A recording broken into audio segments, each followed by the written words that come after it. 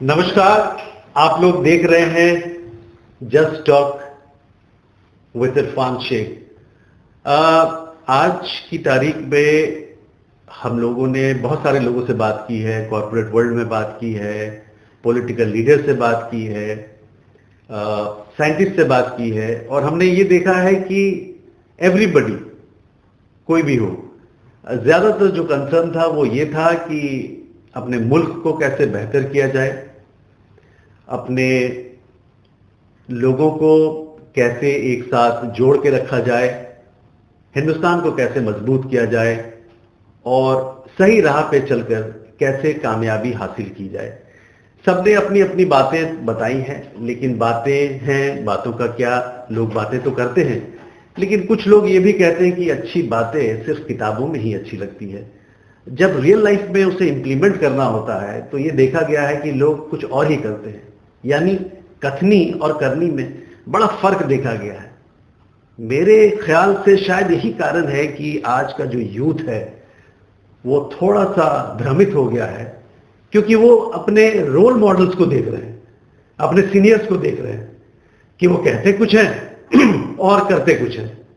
तो इसलिए जब भी कोई सीनियर जब उन्हें प्रीच करता है या समझाता है तो उनके मन में ये सवाल होता है कि जब आप खुद इस काम को नहीं कर रहे हो, आप जब खुद सही रास्ते पे नहीं चल रहे हो, तो फिर हमें समझा क्यों रहे हो। यही है लब्बो लुबाब आज के इंटरव्यू का। हमारे साथ स्टूडियो में आशु हैं, यंग हैं, और इनका सोच भी शायद वही है। लेकिन कई बार होता क्या है कि जब कोई भी युवा पीढ़ी का व्यक्ति, लड़का हो या लड़की, जब किसी सीनियर को आप सामने देखते हैं तो वो चुप हो जाते हैं, वो पसंद करते हैं कि वो कुछ ना बोले, और एक कम्युनिकेशन गैप रहता है। तो मैं उस कम्युनिकेशन गैप को तोड़ने के लिए इन्हें स्टूडियो में बुलाया हूं। Ashu, thank you very much for coming here. Ashu, आप एक बात बताइए कि हमने जो बातें कही, आप कितना सहमत हैं? बिल्कुल जायज़ है आपकी बातों का, क्योंकि जो एक कनेक्शन गैप है बिटवीन पेरेंट्स एंड जो यूथ है वो बहुत ज़्यादा बढ़ गया है, क्योंकि ऐसे विषयों में बात नहीं होती है। एग्जाम्पल पॉलिटिक्स, वो सिर्फ इंटरनेट और हसल बसल की लाइफ में दोनों के दोनों अपने बिजी रहते हैं। यहाँ पे पेरेंटिंग का भी थोड़ा थोड़ा गलती है, ताकि क्योंकि पेरेंट्स को ये लगता है कि जो उनके साथ हुआ था, जैसे उनकी पेरेंटिंग हुई है वैसे इसी जनरेशन की पेरेंटिंग होगी। तो वो कुछ कुछ चीजें, फॉर एग्जांपल बहुत बड़ी एक कॉमन चीज है कि हमारे जमाने में हमने नदियों में जाके पढ़ा था, बहुत पढ़ा था, लाइटों में पढ़ते थे, लेकिन पेरेंट्स को ये बात हमें समझ बिल्कुल नहीं आती है कि वो जो बच्चा है वो जब जन्म हुआ उसने चार दीवारों में देखा, टीवी था उसके पास, फोन था, उसने मोबाइल देखा, इंटरनेट था, तो वो उस बात को कोरिलेट ही नहीं कर पाता है। ओके। और यही पेरेंट्स की सबसे ज्यादा कमी है। तो उन्हें बजाय अपनी ऑक्यूपेशन एक्सपीरियंस को सोचने के लिए, हाँ, उन्हें बच्चों से बात करनी चाहिए कि बेटा तुम्हें कैसा लगता है, तुम्हें कैसा फील हो रहा है इस बात को लेके। जैसे पॉलिटिक्स हो गई, कुछ छोटी छोटी एग्जांपल कि दिनचर्या हो गया लाइफ का, तुम्हें क्या लगता है। अगर ऐसे युवा को बोला जाए तो वो ज्यादा इंटरेक्टिव होंगे, और जो गैप है हमारा वो हम उससे ज्यादा कम कर पाएंगे। आशु, पेरेंट्स अगर बच्चों से बात नहीं करते हैं, अगर ये नहीं पूछते हैं कि आप क्या सोचते हैं या आपको कैसा लग रहा है, तो क्या आपको ये लगता है कि वो कुछ चीज़ों को टेकन फॉर ग्रांटेड लेते हैं? हाँ, उन्हें ऐसा लगने लगता है एज अ पेरेंट और एज अ चिल्ड्रन, क्योंकि बच्चे को नहीं समझ है चीज़ों की, या फिर किसी भी सही क्या है गलत क्या है, तो वो जब वो पेरेंट्स को नहीं अप्रोच करते तो उनके पास वो और साधन ढूंढते हैं। और साधन इन द सेंस वो अपने ही जनरेशन के लोगों से पूछते हैं। मतलब वो भी, उनको भी नहीं पता और उनके जनरेशन को भी नहीं पता, मतलब दो बुद्धू लोग आपस में बात कर रहे हैं जिनको उनको खुद ही आइडिया नहीं कि क्या सही है क्या गलत। फाइन। तो आशु, क्या मैं इस बात को अगर थोड़ा आगे बढ़ाऊं तो इसका मतलब ये है कि अगर उनके साथ या उनके पास कोई इशू है तो वो अपने पीयर ग्रुप से ढूंढते हैं उसका इंटरनेट, और इंटरनेट यानी जो ट्रैश है यूट्यूब में, उसके थ्रू ढूंढते हैं। तो इससे क्या हो रहा है, अल्टीमेट परिणाम क्या हो रहा है यूथ पे?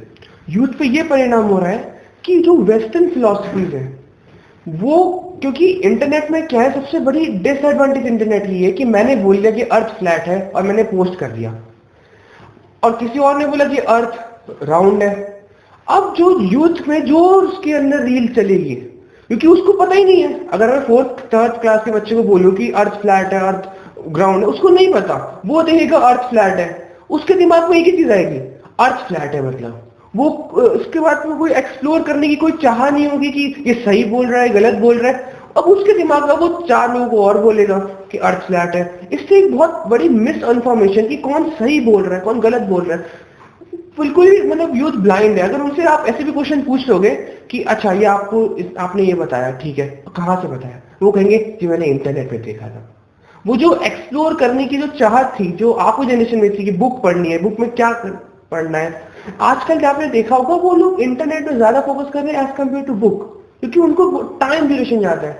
सबसे बड़ी ये भी यूथ में समस्या है कि उनका अटेंशन स्पैन बहुत कम है। मैं आपको एक फैक्ट के तौर पे बात बताता हूँ।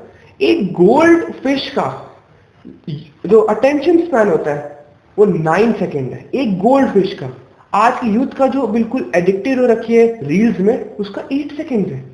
मतलब एक गोल्ड फिश का ज्यादा अटेंशन गैप है, अटेंशन पाने की स्पैन है as compare to goldfish. ये एक्चुअल में इफेक्ट्स है। तो अगर हम इस बात को थोड़ा सा समझें कि आज देखा गया है कि यूथ पहले जमाने में भी था, लेकिन आज ये देखा गया है कि यूथ नशे की तरफ बहुत बढ़ रहा है। चाहे वो ड्रग्स हो, चाहे वो अल्कोहल हो, चाहे किसी भी तरीके का नशा हो। तो आपको क्या लगता है कि इसका रेमेडी क्या है? टीचर्स तो ये बताते ही होंगे स्कूल और कॉलेज में कि आप अच्छा काम कीजिए, नहीं किए, यानी कि उस लेक्चर का कोई फर्क नहीं पड़ रहा है। पेरेंट्स भी समझाते होंगे तो उस समझाने का भी कोई फर्क नहीं पड़ रहा है। तो ultimately they are gaining any information, any knowledge, या उनका जो चैनलाइज हो रहा है वो सब इंटरनेट के थ्रू हो रहा है। तो ये नशे की तरफ जो जा रहे हैं, आप मानते हैं जा रहे हैं? बिल्कुल। तो उसको क्या रोकने का क्या तरीका है? पहले तो सबसे पहले एक ही तरीका हो सकता है, जब फॉर एग्जाम्पल आप किसी एडिक्टेड आदमी को जब खुद सेल्फ रियलाइज ना हो जाए। प्रॉब्लम ये कि वो खुद सेल्फ रियलाइज, उसको पता है कि गलत है, लेकिन वो अपनी सेंसेस से इतना जुड़ा हुआ है कि वो उसमें सोच नहीं पा रहा है। उसको पता है कि वो सही है, लेकिन वो तब भी गलत काम कर रहा है। जब उसको सही में एक अच्छी गाइडेंस नहीं मिलेगी, इन द सेंस इसमें पेरेंट्स का भी रोल जाता है, इसमें टीचर्स का भी रोल जाता है कि उसको ये सेल्फ रियलाइज करवाओ कि तुम गलत कर रहे हो, ना कि ये बोल के तुम गलत कर रहे हो। अगर आप किसी भी व्यक्ति को बोलो कि आप गलत कर रहे हो, तो वो सीधा कहेगा, फैक्ट मांगेगा। उसको सेल्फ रियलाइज होना चाहिए कि हाँ मैं गलत कर रहा हूं। क्योंकि देखो, एक फिलॉसफी है कि आपको कोई चीज छोड़नी नहीं है, आपको बस उस लेवल से ऊपर चले जानी है। फॉर एग्जाम्पल, मैं एग्जाम्पल लेता हूँ एक फोन का। फॉर एग्जाम्पल, हमें फोन लोग आजकल देखते हैं तो आप ज्यादा कनेक्ट कर पाएंगे। एक बंदा, एक बच्चा जिसने कभी जिंदगी में फोन ही नहीं देखा, और अगर आप उसको एक नोकिया का फोन पकड़ा दोगे तो वो इंप्रेस हो जाएगा कि वो माय गॉड, फोन, इससे बात कर सकते हैं, इसमें स्नेक वाला गेम चलता है, बहुत अच्छा लग रहा है, क्योंकि उसने कभी फोन देखा ही नहीं। अब उसको 1 साल में उसको बिल्कुल सेट करो कि भाई नोकिया वाला फोन ही अच्छा है। फिर मैं उसे धीरे से लावा का फोन पकड़ाऊं कि देखो टच स्क्रीन है, तो वो लावा का फोन टच स्क्रीन देखा, अरे वाह, तो अब वो नोकिया का फोन साइड में रख देगा, अब वो लावा फोन खेलेगा। क्या टच स्क्रीन है, ऊपर नीचे आ रहा है। उसको मैं थोड़े साल बाद सैमसंग का फोन पकड़ाऊं, अरे स्नैपड्रैगन, पबजी चलता है, गेम चलते हैं, और कुछ विजुअलाइजेशन हो सकती है, ओ इंस्टाग्राम, ओ लाइक शेयर करो, ग्रुप चैट बनाओ। और फिर मैं उसे धीरे से उसे आईफोन 15 पकड़ाऊं कि iPhone 15 this is the future, बड़ा स्क्रीन है। वो छोड़ देगा सैमसंग। कहने का मतलब क्या है? कहने का मतलब ये है कि अगर हम उसे सिगरेट, कुछ ऊपर लेवल की चीज ले जाए, बेसिकली हमें उसे ऊपर लेवल की चीज ले जानी है, तो वो सिगरेट छोड़ देगा। ना कि उसे ये कहना कि सिगरेट बेकार है, सिगरेट बेकार है, सिगरेट बेकार है। Got it, yes. तो आपने बहुत अच्छा एक पॉइंट बोला है कि you have to show something which is better, then they will leave that. Yes, fantastic. Now coming to, आज पूरी दुनिया में ये देखा गया है कि क्रिश्चियंस मुसलमानों से लड़ रहे हैं, ये धर्म उस धर्म से लड़ रहा है, सिया सुन्नी से लड़ रहे हैं, हिंदू मुसलमान में आपस में एक टकरार बना हुआ है। तो ये जो रिलीजन है जो ऑर्थोडॉक्स हो जाता है, इनटॉलरेंट हो जाता है, तो आपस में एक दूसरे को, मुझे ऐसा नहीं लगता कोई भी ऐसा धर्म है जो ह्यूमैनिटी ना सिखाता हो, जो आपस में प्रेम की बात ना कहता हो। किताबों में सब में एक ही बात लिखी हुई है। तो अगर हम रियल धर्म की बात करें, अगर हम सनातन धर्म की बात करें, तो आई बिलीव वही ट्रुथ है, वही सच है, इंसानियत ही सच है, प्रेम ही सत्य है। तो इस चीज को एक युवा कैसे रियलाइज करेगा, वो कैसे समझेगा, क्योंकि वो इतना डिस्ट्रैक्टेड है कि धर्म को और धर्म की ब्यूटी को और धर्म से मिलने वाले स्ट्रेंथ को और उससे मिलने वाले पीस को कैसे समझाएं हम। सबसे पहले कि जैसे प्रॉब्लम ही सॉल्यूशन का डिस्कवरी है, तो प्रॉब्लम तो है, उसका सॉल्यूशन भी है। जो गैप है बीच में, वो हमें फुलफिल करना होगा। उसके हमें पता है कि उसके पास प्रॉब्लम, लेकिन उसके पास डायरेक्शन नहीं कि कहाँ वो जाए। सारे धर्म एक ही बात कहते हैं कि भाई ह्यूमैनिटी ही असली सत्य है, लेकिन प्रॉब्लम ये है कि कुछ कॉमर्शियल लोग इसको कॉमर्शियलाइज करने के लिए, अपना प्रॉफिट देखने के लिए कुछ गिनी चुनी बातों को बताते हैं ताकि उनका प्रॉफिट हो, क्योंकि ये तो कहीं नहीं लिखा गया। ये बात जो आप कह रहे हैं, क्या ये बात युवाओं को समझ में आ रहा है? वो थोड़े लोग, क्योंकि मैं एक युवा हूं, मुझे समझ में आ रहा है, तो ऐसा नहीं है कि बिल्कुल किसी को नहीं समझ में आ रहा। बहुत कम लोग हैं जो समझ रहे हैं, लेकिन समझ रहे हैं कि थोड़ी ही क्वांटिटी में है, लेकिन अभी इम्प्रूवमेंट हो रहा है। क्योंकि प्रॉब्लम्स है, क्योंकि हमें अपने शास्त्र खुद पढ़ने होंगे।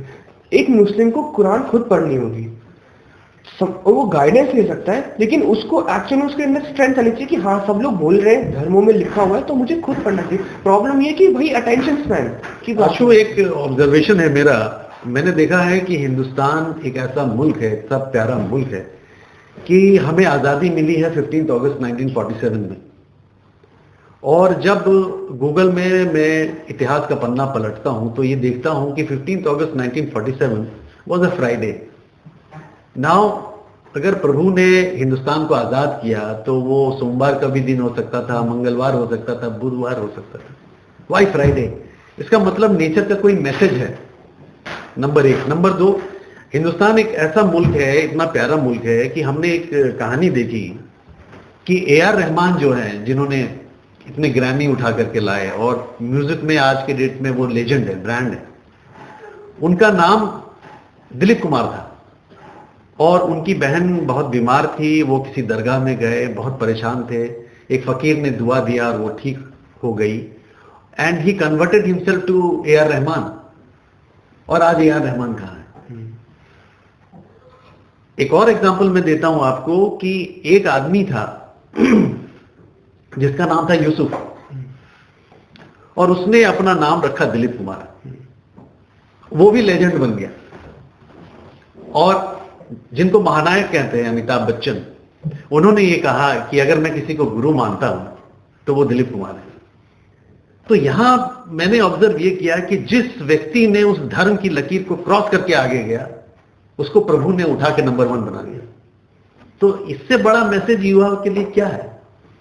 आप क्या कहते हैं इसके बारे में? आपने बिल्कुल सही कहा, क्योंकि युवा अगर जब देखेगा, जब उसे ऐसी चीज दिखाई देगी, जब उसे ये बताया जाएगा कि ये चीज बहुत अच्छी है, यही सत्य है, तब वो जाके देखेगा। प्रॉब्लम हो रही है कम्युनिकेशन गैप में। उसको लग रहा है ये बेकार है, इससे अच्छा हम कूल बनेंगे, नशे करेंगे, वो ज्यादा अच्छा है। क्योंकि इस चीज को एक अजीब धारणा से पॉपुलैरिटी दी जा रही है कि ये सही है, ये गलत है। आपने जो बात कही कि पेरेंट्स ये कहते हैं कि मैं नदी में तैर के गया, फिर पढ़ा, मैं जंगलों में भागा, फिर पढ़ा, स्ट्रीट लाइट में पढ़ा। आप ये कहते हैं कि मैं जब पैदा हुआ तो 4 दीवारी थी, इंटरनेट था, मोबाइल था, तो हम कोरिलेट नहीं कर पाते। अगर हम धर्म की बात करें तो एक जमाने में मंदिर जाना एक रेगुलर एक्टिविटी होता था। आजकल यूट्यूब में खोल के वो हम भजन सुन लेते हैं, हम मंदिर जाते भी नहीं है। तो आपको क्या लगता है कि ईश्वर जो थे वो अब भी हैं, वो कल भी वही रहेंगे? सत्य जो पहले था वो आज भी है, वो कल भी रहेगा? ये दो चीजें, सत्य को, प्रेम को अच्छाई को कभी झुठलाया नहीं जा सकता है। मतलब हम ये नहीं कह सकते कि ईश्वर तब थे अब नहीं है, वो गायब हो गए, ऐसा तो हो नहीं सकता है। तो अपने किसी गलत काम को जस्टिफाई करने के लिए कि ये तो कलयुग है, हम ऐसा उल्टा काम करेंगे तो तरक्की होगी और अच्छा काम करेंगे तो तरक्की नहीं होगी, इस बात को आप कैसे लेते हैं? कि लोग बहुत, जैसे शिव जी का एग्जांपल लेते हैं कि हम तो बियर पिएंगे, हम तो ठंडा ही पिएंगे, क्यों? क्योंकि शिव जी पिएंगे, शिव जी पीते, शिव जी तो जहर भी पीते थे, पियोगे आप जहर? एक और बात को डिनोट करता है कि हम लोग कहते हैं कि शिव जी में ताकत है उनके त्रिशूल में कि वो पूरे ब्रह्मांड को तबाह कर सकते, लेकिन वो नहीं करते। तो एक सेंट्रल मैसेज है, ये एक इमोशनल कंट्रोल को जस्टिफाई करता है कि आपको एक ऐसा व्यक्तित्व बनना है कि ऐसा नहीं कि आप कुछ नहीं कर पाओ। आप ये बोलो कि आप कुछ नहीं कर पाते और इसलिए मैंने छोड़ दिया क्योंकि मेरे अंदर करुणा थी।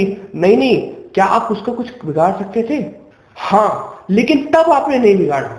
तो आप एक युवा हो, एक बंदे हो जो संदेश शिवजी देना चाहते थे कि तुम पूरी शक्ति अर्जित करो कि तुम पूरे ब्रह्मांड को तबाह कर दो, लेकिन तुम अपने अंदर की भावना से चुनो कि नहीं, ये गलत है, मैं इस पावर को एक अच्छे सदुपयोग में यूज करूंगा। आपने बहुत अच्छी बात कही है कि सत्यम शिवम सुंदरम, इससे बड़ा कोई सत्य नहीं है। और शिव की जो महिमा है, शिव में कहीं पे भी आप जो मूर्ति देखते हैं या कहीं पिक्चर देखते हैं, हम विजुअलाइज करते हैं तो अक्सर ये देखा गया है कि वो मेडिटेशन में रहते हैं। तो आज जितने भी फॉलोअर्स हैं, खासतौर पे युवा पीढ़ी की हम बात करें, अगर वो मानते हैं और फॉलो करते हैं, उनको प्रेम है शिव से, शिव आराधना से, तो मुझे ऐसा लगता है कि उनको मेडिटेट करना चाहिए, वो अपने लाइफ में प्रैक्टिस में लाना चाहिए। अगर हम कृष्ण की बात करें, श्री कृष्ण मथुरा में जब थे, जब बांसुरी की बात करते थे, उस दौरान युद्ध नहीं हुआ था। लेकिन जब उन्होंने बांसुरी को त्यागा, प्रेम को त्यागा नहीं पूरी तरीके से, लेकिन जब एक दूसरा रूप उनका आया, जब कुरुक्षेत्र में देखा गया, जब रणभूमि में थे वो, लाखों लोगों को मौत के घाट उतार दिया गया, वहां पे सत्य और झूठ की लड़ाई हो रही थी, द्रौपदी का चीरहरण हुआ था, एक डिसरिस्पेक्ट हुआ था महिला का, उसके वजह से उन्होंने उस चीज को इंप्लीमेंट किया, 5 पांडव हावी हो गए। मेरा यह मानना है कि श्री राम ने भी जो युद्ध किया, लंका में जाके रावण का विनाश किया उन्होंने, वहां पे भी एक महिला का अपहरण हुआ था, डिसरिस्पेक्ट टू वुमेन। आपको क्या लगता है कि आज की तारीख में एक दिन में, गवर्नमेंट फिगर है, ऑलमोस्ट 108 रेप केसेस होते हैं, तो why do you think this is happening? Number 1 question. The second is, how can the youth be taught not to disrespect women? जैसे कि आपने महाभारत और रामायण की बात करी, लेना चाहिए, लेकिन आप उस बाउंड्री को क्रॉस नहीं कर सकते, तब आप खुद एक अधर्म के कारण हो जाओगे। दूसरा, यूथ में कैसे संदेशा फैलाया जाए, उनको अगर आप ऐसे बताओगे, जैसे मैं आज के बहुत सारे प्रवचन सुनता हूं, यूथ क्यों नहीं सुनता प्रवचन? क्योंकि उनको क्या लगता है, एक सामने एक बंदा बैठेगा, बूढ़ा होगा, और वो एक किताब उठाएगा, माला होगी, अब वो शुरू करेगा, भगवान कहना चाहते हैं। ये यूथ चाहता ही नहीं, यूथ को एकदम से लगता है कि यार ये तो बहुत बोरिंग है, आप उनकी लैंग्वेज में नहीं सुना पा रहे।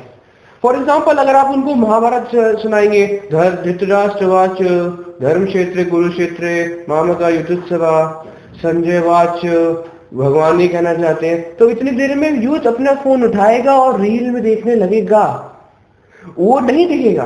आपको उनकी लैंग्वेज सुनाना पड़ेगा। फॉर एग्जाम्पल, आप महाभारत सुना रहे हैं, आप महाभारत सुनाइए, ऐसे सुनाइए कि जैसे फॉर एग्जाम्पल अर्जुन को कंफ्यूजन हो रहा था, कंफ्यूजन ही तो हो रहा था। जैसे तुम स्टेज में जाते हो या फिर तुम कोई सा भी काम करते हो, तुम स्टेज में गए, तुम्हें हुआ कंफ्यूजन, यूथ कर रिलेट करें कि हाँ मैम ने तुम्हें खड़ा कर दिया एकदम से, तो खड़े हो जाओ आशु, एकदम से झटपटा लगा, यूथ कनेक्ट करा कि हाँ ऐसा हुआ था। तो सेम चीज अब अर्जुन के साथ हुई थी। जैसे तुम्हें पब्लिकली किसी ने ह्यूमिलेट कर दिया, कैसा लगा था तुम्हें? रोएगा, बहुत बुरा लगा, वैसे ही द्रौपदी को लगा था। बिल्कुल यूथ कनेक्ट हो गया। अब आप उन्हें बताएंगे देखिए कितना अपहरण हुआ था, हाय कितनी बड़ी गलत है, ये गलत है, वो नहीं मानेगा। उसको एक पूरा सेंस देना पड़ेगा, पूरी सिचुएशन क्रिएट करनी पड़ेगी और रिलेट करना पड़ेगा उसकी लाइफ से, ना कि जो हुआ था। सिंपल से यही लोग कर नहीं पा रहे कि हमें उस यूथ के माइंड को समझ के वापस से कनेक्ट करना पड़ेगा। आशु, एक चीज मैं ये पूछना चाह रहा था कि श्री राम जब वनवास में गए तो उससे एक दिन पहले उनको राजा बनना था, उनका राजाभिषेक होना था। जब वो आए घर तो देखे कि पिताजी बहुत परेशान हैं और करा रहे हैं, बहुत तकलीफ में हैं। तो श्री राम ने पूछा, पापा क्या हुआ आपको? तो बोला, यार एक बड़ा अनर्थ हो गया, हमने ये वादा कर लिया है कि तुम्हारे छोटे भाई को राजगद्दी मिलेगी। तो श्री राम ने कहा कि अरे पापा इतनी सी बात, बस इतनी सी बात, बस इतनी सी बात। तो बोले नहीं, एक और बात है कि राजगद्दी तो तुम्हें छोड़ना ही पड़ेगा, तुम्हें वनवास भी जाना पड़ेगा।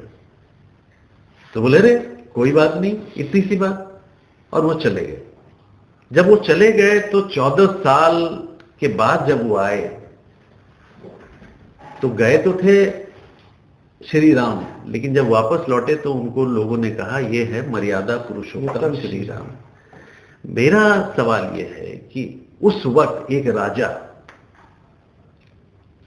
मर्यादा के लिए, वचन के लिए पूरा राजगद्दी छोड़ देता है। आज की स्थिति में अगर हम किसी एमएलए को या एमपी को अगर ये कहें तुम अपना कुर्सी छोड़ दो तो क्या रिएक्शन होगा उसका? वो हड़बड़ा जाएगा, क्योंकि उसको उस कुर्सी से अटैचमेंट है। अब वो काम कर ही नहीं सकता। अगर कोई ये कह रहा है कि मुझे रिजाइन देना है और वो रिजाइन नहीं दे रहा है, इसका मतलब उसे गद्दी से अटैचमेंट है, उसे पावर से अटैचमेंट है। और कृष्ण यही कहते हैं कि जिसको अपनी इंद्रियों से अटैचमेंट है उसके हाथों धर्म का कार्य हो ही नहीं सकता। जैसे कि राम थे, स्थित प्रज्ञा के एक कॉन्सेप्ट आता है गीता में कि वो व्यक्ति कि जीवन में सबसे बड़ा सक्सेस क्या है, अर्जुन ने पूछा। तो कृष्ण ने कहा कि वो व्यक्ति जिसको ना खोने का डर हो ना पाने की इच्छा, वो तो बस इसलिए कर्म करे क्योंकि उसे जीवन का कल्याण करना है लोगों का। वही काम, वही चीज और वही व्यक्ति धर्म का कार्य कर सकता है। तो इसी बात को रिलेट करके, क्योंकि प्रॉब्लम ये हमारे यूथ की कि हमारा यूथ कहीं ना कहीं सेंसेस में जी रहा है, इंस्टेंट ग्रेटिफिकेशन, कि मुझे सिगरेट पीनी है, मुझे शराब पीनी है। शराब का क्या होगा? 2 घंटे 12 घंटे मैक्सिमम, इससे उसके बाद क्या होगा? उसे वापस चाहिए। तो एक तरीके से एडिक्टेड हो रहा है। इसका रीजन यही है कि अगर हम उस सेंसेस से उसको ये रियलाइज हो जाए कि ये तो बस सेंसेस है, इससे ऊपर भी एक चीज है। शराब की तो ये तासीर है। कुछ लोगों ने ये बताया कि पहले आप बोतल पीते हैं, बाद में बोतल आपको पीता है जी। तो खैर उसको डिटॉक्सिफाई करना पड़ता है और बहुत सारी चीजें हैं।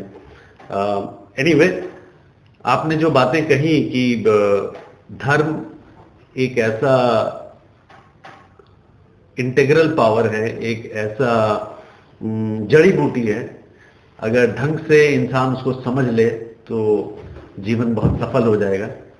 मुझे ऐसा लगता है कि यही मैसेज आशु ने आज हमें बताने की कोशिश की है।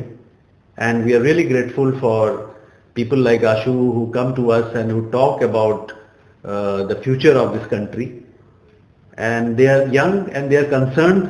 ये एक बहुत अच्छी बात है, क्योंकि अल्टीमेटली इस हिंदुस्तान को, इस मुल्क को बेहतर और पावरफुल अगर कोई बनाएगा तो ये भारत का युवा ही है। Thank you very much for watching this programme. God bless you all. Thank you.